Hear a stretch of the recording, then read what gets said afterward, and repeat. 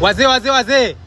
Mbele yako ni fundi mkubwa sana, Simba Lion, Simba Dom, kutoka katika ushindi mkubwa sana. Amemgaragaza mpinzani wake hapa Dodoma kwa Tamuvi kwa mabao 5-3. Bwana, unazungumziaje pambano la leo?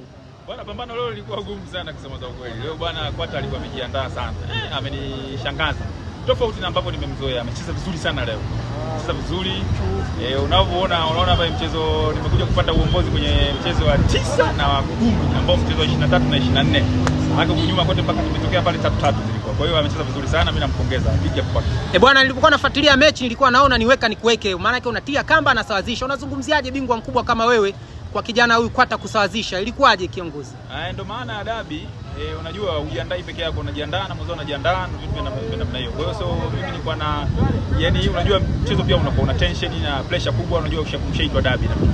Lakini kwa yote namshukuru Mungu.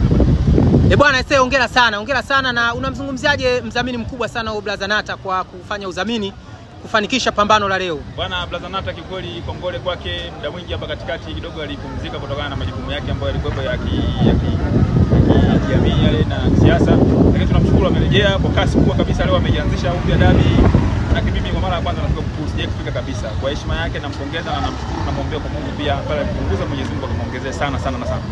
Bwana, hongera sana. Sasa zawadi yako ni hii hapa. Naomba uhesabu moja moja.